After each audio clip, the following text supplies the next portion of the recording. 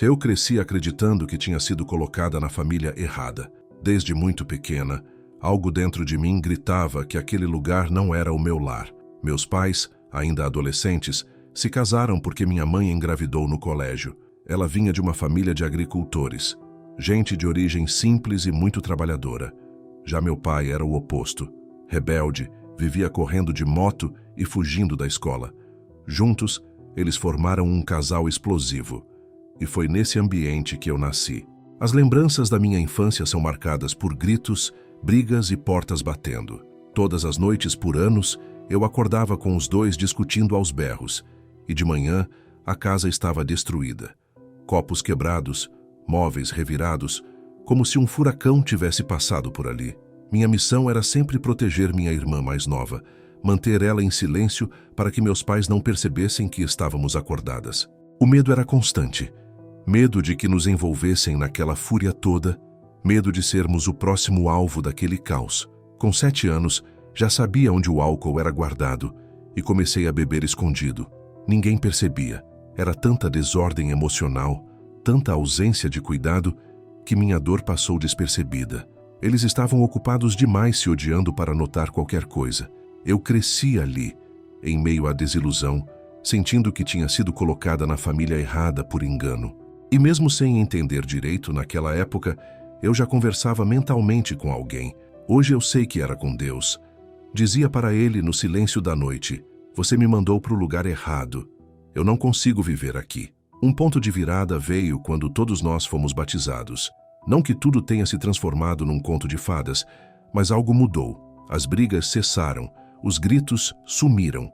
Não havia mais violência física ou verbal, pelo menos não escancarada.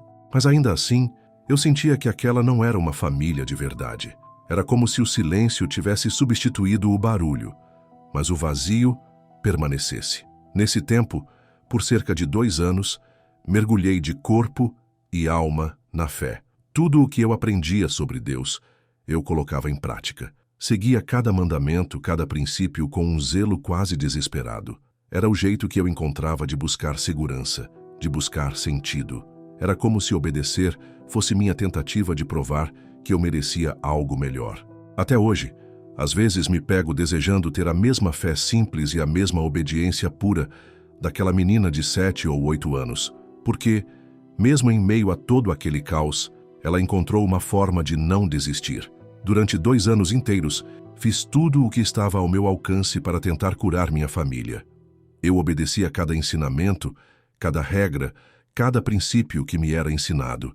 Achava que, se eu fosse perfeita o suficiente, Deus consertaria tudo. Mas mesmo com todo o meu esforço, meus pais continuavam sem se amar. Foi aí que, com apenas 10 anos, comecei a orar em silêncio, pedindo algo que talvez nenhuma criança devesse pedir. Queria voltar para casa. Não a casa onde eu morava, mas um lugar de onde eu sentia que minha alma havia vindo antes de tudo isso. Em minha mente infantil, eu acreditava que, se até o Evangelho não conseguia salvar minha família, então nada mais no mundo seria capaz.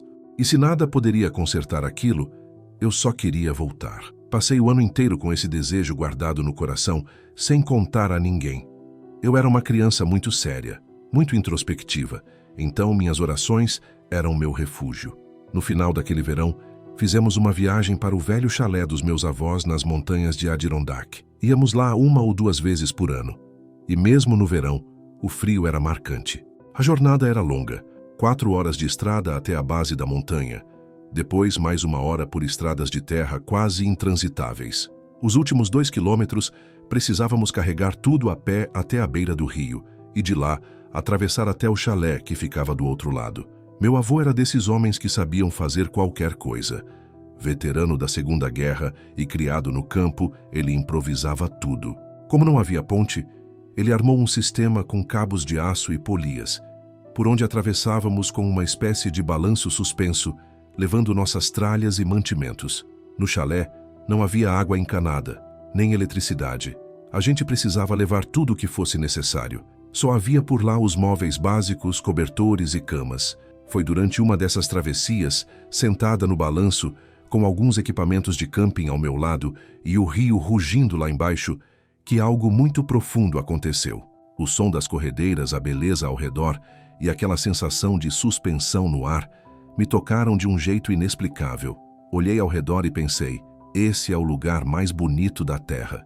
E em seguida, sem drama, sem tristeza, apenas com um sentimento de paz, pensei, esse seria um ótimo lugar para morrer. Nunca me senti tão próxima de Deus quanto naquele momento, cruzando aquele rio. No dia seguinte, eu e minha irmã mais nova, junto com minhas tias Jan e Amy, que tinham apenas alguns anos a mais que nós, inventamos um jogo perigoso. Íamos até a base da cachoeira, onde enormes pedras ladeavam o rio. Atravessávamos os rochedos e mergulhávamos bem no meio das corredeiras, deixando a força da água nos levar. Era insano. Um verdadeiro passeio selvagem rio abaixo. Inacreditável que alguém tenha permitido aquilo. Mas meu avô, do jeito que era, também tinha um espírito meio kamikaze, e nós apenas nos divertíamos, sem pensar muito, sem medo, apenas vivendo. Naquele dia, eu achava que ninguém sabia onde estávamos. O chalé ficava bem acima da encosta, e nós lá embaixo, longe o suficiente para pensar que estávamos sozinhas. Já era a 10ª, talvez a 12ª vez que fazíamos aquilo. Pular no rio e deixar a correnteza nos levar.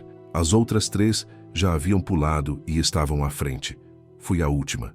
E justamente por acreditar que ninguém estava nos observando, mergulhei com mais força, mais fundo do que antes. Mas dessa vez, algo deu errado. Assim que entrei na água, fiquei presa entre 2 pedras no meio das corredeiras. Não era a profundidade, mas o lugar exato onde meu corpo se encaixou. Fiquei completamente imobilizada. A força da água me esmagava, vinha de cima com violência, e eu não conseguia me soltar. Por mais que eu lutasse, cada segundo que passava me convencia de que dali eu não sairia. E então, no meio do desespero, uma coisa inacreditável aconteceu. Pensei, com uma clareza absurda, meu Deus, Ele realmente ouve as orações. E me senti tomada por uma alegria inexplicável. Eu me lembrava das minhas preces secretas, dos dias em que pedi para ir embora, para voltar para casa de verdade. E ali, debaixo daquela água, sentindo o mundo se afastar, pensei, é isso, Ele ouviu. Ele está mesmo aqui. Por alguns instantes fiquei eufórica. Queria contar para todo mundo, queria gritar que Deus respondia orações, mas logo veio outra sensação. Se eu realmente morresse ali, ninguém saberia, ninguém ouviria meu testemunho. E então, com o pouco de consciência que me restava, pedi, esquece, Senhor, eu retiro o que disse. Não quero mais. Por favor, me deixa voltar. E nesse exato instante, tudo mudou. Num piscar de olhos, fui envolvida por uma luz brilhante que se espalhava em todas as direções. Um campo enorme de flores se abriu diante de mim, com uma trilha cortando o centro do campo. De cada lado, árvores, gramados, flores em cores tão vivas que pareciam impossíveis de existir. O mais impressionante era que eu podia alternar meu olhar. Uma hora via tudo em luz intensa, outra via apenas as cores, como se minha visão fosse capaz de explorar dimensões diferentes. Comecei a brincar com aquilo, encantada, quase como uma criança num mundo novo. Cada flor que eu observava tinha camadas e camadas de cor. Eu sentia que podia mergulhar dentro delas, como se meu ser se fundisse com cada pétala, e a cada mergulho descobria tonalidades que nunca havia visto na Terra. Cores que não existem aqui, pelo menos não do jeito que vi lá. Por mais que eu estivesse deslumbrada, algo dentro de mim começou a puxar, como um ímã me chamando para seguir pela trilha. Eu sabia que precisava ir. Sentia que, se não me apressasse, algo importante escaparia. Mas as flores... as flores... Cada vez que uma me chamava, eu parava, me rendia por um instante, mergulhava de novo naquela beleza e depois voltava ao caminho, dividida entre a urgência de seguir em frente e o desejo de permanecer naquele lugar de paz e luz. Quando consegui desviar o olhar das flores e fixei os olhos mais adiante, percebi algo que me tirou completamente o fôlego. Ao final do caminho havia portões. Não portões comuns, mas de uma beleza indescritível, com um brilho tão puro que parecia vir de dentro deles. E ali, naquele instante, me dei conta. Os portões de pérola existiam de verdade. Eles estavam ali, abertos diante de mim. Eu simplesmente parei. Fiquei paralisada de surpresa. maravilhada como uma criança diante de algo mágico. Foi então que vi uma figura parada logo à frente dos portões. Não consegui distinguir o rosto com clareza, mas no fundo do meu ser eu sabia quem era. Era como se minha alma o reconhecesse antes mesmo de meus olhos conseguirem ver. E em cada lado dos portões, alinhadas em silêncio, estavam pessoas vestidas de branco. Muitas, incontáveis. Os mantos brancos se estendiam por toda a lateral do caminho até onde a vista alcançava. Eu não via os rostos, mas sentia uma presença de paz e reverência profunda. Nesse momento, comecei a perceber que os portões estavam lentamente se fechando. Uma urgência tomou conta de mim. Se eu não chegasse lá a tempo, talvez tivesse que voltar. E eu não queria voltar. Aquilo era casa. Aquilo era onde eu pertencia. Sentia como se um ímã dentro de mim me puxasse com força para junto daquela figura. Eu precisava alcançá-lo.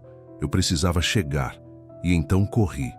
Corri com tudo o que eu tinha, com o coração acelerado de uma alegria que não cabia no peito. Mas justo quando estava prestes a alcançar, fui arrancada de volta. De repente, tudo sumiu. A luz, as cores, as flores, o caminho, os portões. Abri os olhos e percebi que estava deitada sobre as pedras, de volta ao mundo, à margem do rio. Tinha voltado. Eles haviam me reanimado. E eu soube, no instante em que respirei de novo, que estava no meu corpo. E foi horrível. Um peso enorme caiu sobre mim. Meu corpo parecia 10 vezes mais pesado do que antes. O dia estava claro, ensolarado, mas tudo parecia cinzento, como se a luz tivesse perdido a vida. Uma tristeza profunda me invadiu, uma espécie de luto imediato por algo que eu não queria ter deixado para trás. Fiquei ali, imóvel, deixando que continuassem me socorrendo. Eu não conseguia mexer um músculo, estava exausta. E ainda que estivesse viva, tudo em mim chorava por aquele lugar. Só depois fui entender o que tinha acontecido. Enquanto eu estava presa debaixo d'água, a única coisa que consegui mover foi minha mão esquerda. Estiquei-a com dificuldade, talvez apenas alguns centímetros. No fundo, achava que ninguém jamais me veria. Mas o improvável aconteceu. Lá no chalé, minha tia Carolyn passou por uma das janelas com vista para a cachoeira. Foi quando percebeu que eu havia mergulhado, mas não voltado. Imediatamente alertou todos os adultos. Era uma descida difícil até o rio, mas alguns dos meus tios, ainda jovens, correram com toda a força. Entre eles estava Jan, que conseguiu chegar onde eu estava presa. Eu já estava inconsciente quando ela me encontrou. Ela segurou minha mão. Embora eu não tenha percebido, foi isso que me manteve conectada. Enquanto os outros gritavam lá de cima, dizendo que estavam a caminho, ela segurou firme, e isso, por si só, já foi um milagre. O maior desafio agora era que todos os adultos estavam do outro lado do rio. A parte onde estávamos era inacessível diretamente da base da cachoeira por causa da força das águas. Para atravessar com segurança, era preciso descer bastante até um trecho mais calmo, onde o rio formava uma pequena piscina serena. Só então era possível cruzar para o outro lado e correr montanha acima, até onde eu estava presa. Meus tios tentavam de todas as formas encontrar uma forma de chegar até mim. Foi o tio Rex quem conseguiu atravessar primeiro. Minha tia Jan ainda segurava minha mão quando ele chegou. Então ele a pegou e começou a me puxar com toda a força que tinha. Mas a água caía com tamanha violência que não era apenas meu peso que ele precisava vencer, era o peso da água sobre meu corpo, pressionando sem trégua. Foram várias tentativas, um esforço quase sobre-humano, mas finalmente ele conseguiu me puxar para fora. Só que, ao me arrancar dali, a força foi tanta que ele me perdeu. Meu corpo foi arrastado pela correnteza, submerso, sem que ninguém soubesse onde eu estava. Foi então que outro dos meus tios, Stan, decidiu tentar uma abordagem diferente. Em vez de tentar cruzar onde a corrente era forte, ele desceu até a parte calma do rio. Ao entrar na água, algo roçou em sua perna. Pensou que fosse um peixe, mas algo lhe disse para não arriscar. Esticou a mão e, para surpresa de todos, era eu. Ele me segurou pelo pé e me puxou com tudo para fora da água, jogando meu corpo na margem com urgência. Enquanto isso, Rex e outro tio, Jim, conseguiram atravessar também. Juntos, começaram as manobras para me reanimar. Dizem que eu fiquei submersa por cerca de 30 minutos. A água gelada ao extremo foi o que provavelmente preservou meu cérebro. Por algum milagre, eu não tive nenhuma sequela. Naquele dia, meus pais não estavam conosco. Decidiram ficar em casa. Então, quem estava responsável por mim eram meus avós e meus tios. Como eu era a neta mais velha, era também muito querida pelo meu avô. Quando soube do que havia acontecido, ninguém teve coragem de dizer que tinham conseguido me salvar. Ele desceu achando que encontraria o corpo da neta morta. Mas assim que me viu viva, mesmo inconsciente, ele não aceitou outra opção. Eu vou carregá-la. Ela está viva. Eu vou carregar minha neta. E foi exatamente o que fez. Enquanto me levava de volta até o chalé, as pessoas seguiam atrás em silêncio. Tudo estava muito quieto. Ninguém sabia como agir ou o que dizer. Quando chegamos, os adultos começaram a discutir a necessidade de me levar a um hospital. Mas meu avô logo interrompeu, ponderando: são 3 horas de estrada. Se for para ela morrer, vai ser agora. A gente não vai conseguir chegar a tempo. E então, com a serenidade de quem já tinha visto muita coisa na vida, decidiu: vamos fazer como se fazia antigamente. Naquela época, tudo era resolvido de um jeito simples, à moda antiga. Meu avô, sem saber muito bem o que fazer, sugeriu: dá uma dose de uísque para ela, isso vai reanimá-la. Tentaram me fazer beber, mas eu mal conseguia mover os braços, quanto mais engolir qualquer coisa. No fim, decidiram apenas me deixar descansar. 2 das minhas tias, Carolyn e Jan, me ajudaram a caminhar até o quarto e com cuidado colocaram meu pijama, já que eu mesma não conseguia levantar os braços. Enquanto me trocavam, comecei a falar com elas sobre o que tinha vivido. Falei sobre o Salvador, contei o que tinha visto, o que ele me disse, o quanto eu queria ter ficado naquele lugar. Foi uma conversa só nossa, só eu e elas. O curioso é que depois que adormeci, perdi completamente a memória daquele momento. Só anos mais tarde, mais de 2 décadas depois, é que eu e Jan voltamos a conversar sobre aquilo. Foi nesse reencontro que ela me lembrou de detalhes que eu havia esquecido. Eu contava naquela noite como não queria voltar, como tudo lá era paz, mas que de algum modo eu sabia que ainda não era a hora. Depois disso, dormi por 2 ou 3 dias seguidos. Um sono profundo, como se meu corpo estivesse desligado do mundo. Tive febre alta e, segundo disseram, parecia estar num estado entre o sono e o coma. Nada desse período ficou guardado na minha memória. Quando finalmente acordei, o que eu havia contado sobre minha experiência parecia ter se apagado completamente, e ninguém mais tocou no assunto.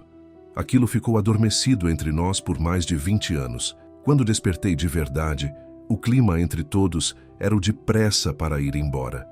O susto tinha sido grande demais. Meus tios e avós estavam visivelmente abalados. Eles sabiam que teriam que enfrentar minha mãe e explicar o que aconteceu, e isso os aterrorizava. Não havia celular naquela época, então não dava para avisar antes. Arrumaram tudo rápido, felizes por eu estar viva, mas também com medo do que os esperava. Voltamos para a cidade. Meus avós eram donos de um motel, e sempre que a família se reunia, cada um ficava com um quarto. Foi lá que, um por um, os adultos foram contando à minha mãe o que havia acontecido. Mas diante de mim todos fingiram que nada tinha acontecido. A vida seguiu como se o afogamento nunca tivesse ocorrido. Na escola, eu estava na 4ª série. Sempre tive dificuldades para aprender, especialmente na leitura. Era das piores da turma, com um desempenho bem abaixo da média. Mas algo inexplicável aconteceu no ano seguinte. Na 5ª série, de repente, eu conseguia ler. E não só lia, eu não conseguia parar de ler. Era como se uma sede insaciável tivesse nascido em mim. Escondia livros dentro dos cadernos durante a aula, lia o dia inteiro, lia em casa, lia até de madrugada. Às vezes um livro por dia, ou a cada 2 dias. Aquilo virou minha vida. Foi um choque porque eu havia repetido a pré-escola justamente por não conseguir me enturmar. Sempre fui tímida, fechada, alheia às outras crianças. Mas naquele ano, tudo mudou. As pessoas notaram. Comecei a mergulhar cada vez mais nos livros, na arte, no meu próprio mundo. Ao mesmo tempo em que essa transformação intelectual acontecia, algo dentro de mim se tornava mais silencioso e pesado. Tornei-me uma adolescente profundamente melancólica, cada vez mais reclusa, buscando refúgio em desenhos, tintas e palavras. Nova York sempre foi um lugar rico em programas de arte, música e atividades criativas. E quando fui estudar numa nova escola, me deparei com um programa artístico enorme.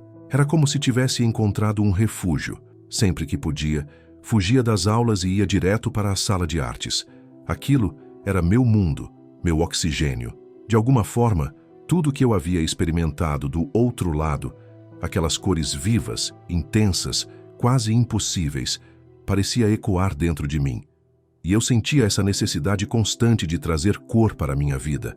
A arte se tornou a ponte entre o que eu vivi naquela experiência e o que eu conseguia expressar aqui. Eu pintava como se estivesse tentando traduzir uma linguagem invisível. Não sei como me formei, sinceramente. Passei grande parte do tempo escondida no ateliê da escola, mas ainda assim dei conta. O que ninguém via era a tristeza que morava em mim. Para os outros eu era só uma menina quieta. Mas dentro de mim existia um peso que só começou a se aliviar por volta dos 19, 20 anos. Foi quando, pela primeira vez, ouvi alguém falar sobre experiências de quase morte. Um colega de trabalho comentou sobre uma história parecida e eu simplesmente soltei. Isso me lembra de quando eu me afoguei quando era criança. Vi algumas coisas parecidas com o que você está contando. E naquele instante, percebi que nunca tinha de fato falado sobre aquilo. Foi a primeira vez que processei tudo o que tinha vivido. Eu havia deixado aquela memória guardada numa prateleira da alma por anos. E aos poucos as lembranças foram voltando, tão vivas, tão nítidas, que me surpreendia ao contar para alguém. Só então caiu a ficha. Aquilo tinha sido uma experiência de quase morte. E, de certo modo, achei aquilo tudo muito bonito. Eu sempre fui uma criança muito séria, dessas que leem as escrituras por vontade própria. Mesmo com o casamento dos meus pais ainda em pé, havia um vazio ali. Eles não tinham se divorciado, mas também nunca se amaram de verdade. Volta e meia falavam em separação. Na casa nova para onde nos mudamos, meu quarto era no andar de baixo, enquanto todos dormiam no andar de cima. Todas as noites, eu pegava a Bíblia infantil, deitava na minha cama com o dossel e mergulhava nas histórias sagradas. Era o momento mais tranquilo do meu dia. Lembro de uma noite em particular no fim do ano, talvez novembro ou dezembro. A neve caía lá fora, tudo estava em silêncio. Devia ser umas 9 da noite. Escolhi ler a história de José no Egito, e conforme terminava a leitura, algo diferente tomou conta de mim. Uma paz tão doce, tão envolvente, que era como se meu corpo não quisesse mais se mover. Era uma sensação nova, como se o tempo tivesse parado. Fiquei ali, deitada, pensando na história, pensando em como amava o Pai Celestial por ter salvado José. Enquanto esses pensamentos se formavam dentro de mim, algo ainda mais estranho aconteceu. Aos poucos, meu quarto começou a sumir. Primeiro as paredes, depois a neve, o teto, a cama, até que não restava mais nada. Eu estava flutuando num espaço vasto, escuro, que parecia se estender para sempre. Uma imensidão azul escuro, quase negra, me cercava por todos os lados, e ali, naquele silêncio absoluto, comecei a entender que talvez aquele fosse apenas o começo de algo muito maior. Eu me sentia suspensa naquele espaço imenso, sem ver nada, mas envolvida por uma sensação de segurança indescritível. Havia calor, havia conforto, como se eu estivesse embalada por algo invisível, mas profundamente real. Não havia imagens, mas havia presença. E então, em silêncio, senti uma voz dentro de mim, não uma voz audível, mas uma certeza que falava direto ao coração. Era Deus. Eu sentia o amor dele como uma onda suave me envolvendo por completo. E naquele espaço sagrado, ele me disse que o Salvador também estava ali. Ele o apresentou a mim, e eu passei a sentir o amor de Jesus com a mesma força. Eu não via seus rostos, nenhum dos dois, mas eu sabia exatamente quem eram. Reconhecia aquela presença como se fizesse parte de mim desde sempre. Era como se os conhecesse muito antes de ter nascido. Aquilo era real demais para ser apenas uma sensação. E mesmo sem entender como, eu sabia que estava diante de algo eterno. Me senti pequena, quase insignificante. Pensava, sou só uma menina de 11 anos, quieta, escondida do mundo. Ninguém sabe quem eu sou. Por que isso está acontecendo comigo? Mas ao mesmo tempo, algo em mim se aquietava, como se tudo fizesse sentido. Fiquei ali, imóvel, recebendo aquele amor silencioso que curava tudo por dentro. E em algum momento, adormeci. Depois disso, nada mais foi como antes. Aquela experiência transformou o meu coração, não por fora, mas por dentro. Trouxe um entendimento profundo de que eu era amada, totalmente, incondicionalmente, por Deus. Não importava o que eu tivesse feito ou deixado de fazer. E isso mudou a forma como eu via o mundo, como eu via as pessoas. Era como se meus olhos tivessem sido emprestados por Ele, e através deles, eu conseguia perceber o valor de cada pessoa, o quanto Ele as amava. Foi essa visão que me preparou para o que viria depois, para o trabalho que hoje faço com pessoas que carregam traumas profundos. Hoje, ajudo muita gente a liberar dor, a encontrar cura emocional. E me sinto abençoada por conseguir enxergar além das feridas, por ver as pessoas do jeito que Deus as vê. A verdade é que essa foi a experiência mais importante da minha vida. A partir dali, meu olhar sobre o mundo nunca mais foi o mesmo. Mas, por muito tempo, guardei isso só para mim. Nunca contei a ninguém. Quando falava, no máximo, era sobre a experiência do afogamento, das flores, das cores, dos portões, do Salvador. Nunca além disso.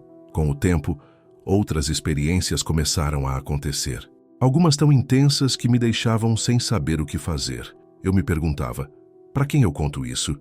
Quem vai entender? E a verdade é que, por anos, parecia um fardo carregar tantas vivências que não podiam ser compartilhadas. Fui me fechando, guardando tudo no peito. Só em ocasiões muito especiais, quando alguém perguntava com o coração aberto, é que eu permitia que algo escapasse.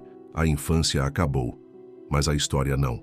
Aos 27 anos, algo novo começou a se revelar. Foi quando tudo ganhou um novo sentido. Um encontro com um terapeuta mudou minha trajetória. Ele me ajudou a entender que aquilo que eu carregava não era estranho, não era loucura, era dom, e que esse dom podia ser usado para curar. Não foi um plano que eu tracei, foi como se o trabalho me encontrasse. E quando as pessoas começaram a entrar na minha sala, ali se iniciava algo muito maior do que qualquer explicação. Com o tempo, algo completamente inesperado começou a acontecer durante as sessões de terapia. À medida que uma pessoa entrava pela porta, eu sentia de forma muito clara a presença de seus entes queridos que já tinham partido. Eles não apareciam de forma assustadora, nem como visões. Era como uma conexão silenciosa, uma comunicação direta com a alma. E muitas vezes, essas presenças me diziam exatamente o que perguntar. Perguntas que iam direto ao ponto, atravessando camadas e mais camadas de fala até chegar ao coração do problema. Não era sobre adivinhação, era orientação. Eu apenas escutava, e quando seguia essas instruções silenciosas, conseguia, em uma única sessão, alcançar algo que normalmente levaria meses. As pessoas começaram a ouvir falar de mim, e aquilo foi crescendo naturalmente. Vinha gente de todo tipo, e com todo tipo de história. Algumas ligações me pediam ajuda com situações difíceis demais para explicar, como a mulher que me ligou dizendo que sua avó, com mais de 100 anos, queria morrer, mas o corpo ainda era forte demais para deixá-la ir. Ela me perguntou, "Você pode ajudar?" E por mais estranho que possa parecer, ajudei. Aos poucos fui entendendo que aquilo tudo que me foi dado na experiência de quase morte era, na verdade, uma espécie de presente. Um conjunto de dons para ajudar as pessoas em suas passagens nos dois sentidos, tanto quando vêm do céu, como quando voltam para ele. Passei a trabalhar também com mulheres grávidas que estavam enfrentando dificuldades com a gestação. Às vezes, o bebê precisava de ajuda para se ajustar antes mesmo de nascer. Outras vezes, era alguém com muito medo de morrer, que precisava de paz para partir. E tudo isso, ao contrário do que se imagina, acabou se tornando algo bonito. As transições deixaram de ser tristes e se tornaram momentos de luz. Se eu pudesse deixar uma única coisa no coração das pessoas, seria isso. Existe um poder que pode ser acessado através do Salvador, uma conexão viva com o Pai Celestial. E esse poder vai muito além do que qualquer esforço humano pode oferecer. Ele está disponível para todos. Não é privilégio de alguns, não depende de perfeição, nem de títulos espirituais. Se você quiser com o coração, se buscar de verdade, você vai encontrar. Talvez não da maneira exata que imagina, mas vai encontrar respostas, vai aprender o que precisa. Isso está ao alcance de qualquer um. Para mim, tudo começou com a convicção de que vivíamos com o Pai Celestial antes de nascer, que este mundo não é o começo, é só um capítulo. Nosso lar verdadeiro é aquele que deixamos temporariamente.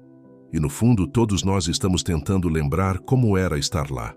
A família que buscamos aqui é um reflexo da que deixamos lá atrás. Essa consciência mudou tudo em mim.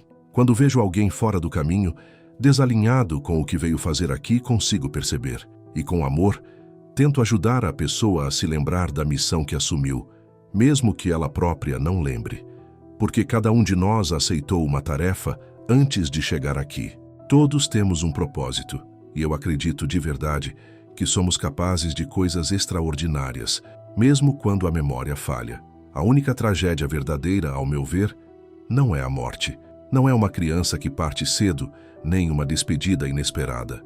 A única dor real acontece quando alguém vem a este mundo e não cumpre aquilo que veio realizar, porque essa missão esquecida, esse potencial adormecido, é o que de fato importa. Tudo o resto, até mesmo a morte, é só passagem. A verdadeira tragédia para mim não está na morte.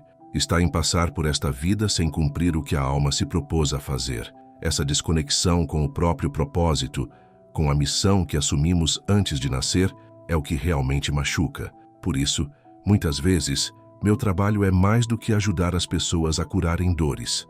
É lembrá-las de quem são, de que ainda há tempo para alinhar o caminho e redescobrir o quanto são capazes, amadas, maravilhosas. E é um privilégio enorme poder participar disso. Acredito de todo o coração que, ao virmos ao mundo, carregamos dentro de nós certos dons. Alguns já nascem conosco, outros florescem com o tempo. E essa variedade é linda. Somos únicos, cada um com sua própria impressão digital, com seus traços e luzes. E parte da beleza da vida está em usar esses presentes para tocar outras vidas, para construir relações, para servir. Mas há algo que vejo com frequência. Muitas pessoas têm dificuldade em acreditar em experiências assim. Talvez porque nunca tenham vivido algo parecido, talvez porque tenham sido ensinadas a desconfiar. Às vezes, a fé parece distante quando a dor é mais próxima. Mas o que eu gostaria mesmo que todos soubessem é que há um amor maior, presente, constante. Não importa se você erra, se acerta, se tropeça, se levanta. Existe um Criador que conhece o seu coração e ama você mais do que você seria capaz de compreender. Esse simples conhecimento muda tudo. Muda a forma como você se vê, como você vê os outros, como você interpreta a própria vida.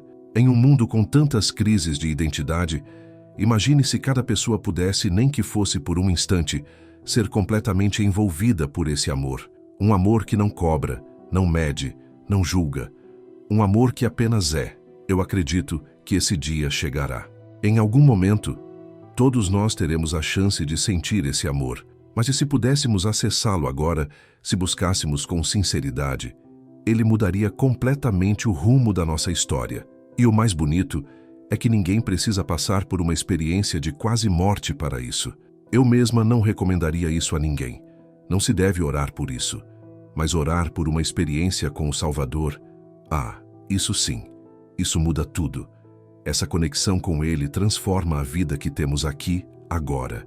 No meu caso, o que torna minha experiência um pouco diferente de tantas outras é que eu, ainda criança, orava para morrer. Eu sentia que precisava sair da dor em que vivia, e a minha alma, pura como só as crianças são, foi direta ao ponto. Pedi sem medo, sem filtros, e é por isso que sempre digo: cuidado com o que você pede quando é criança. O coração puro tem uma força que o mundo adulto muitas vezes esquece. Anos depois, já adulta, olho para trás e me impressiono com a sabedoria daquela menina. Sem saber, ela não buscou soluções humanas para seu sofrimento. Ela não fugiu, não se escondeu. Ela foi direto à fonte. E é isso que eu queria que mais pessoas entendessem. Quando você se sentir sem saída, sem forças, sem direção, não precisa buscar o que o mundo oferece. Há um caminho mais alto, mais silencioso, mas infinitamente mais poderoso. Basta levantar os olhos e dizer: Pai, me ajuda. Porque é lá, e só lá que o impossível se torna possível.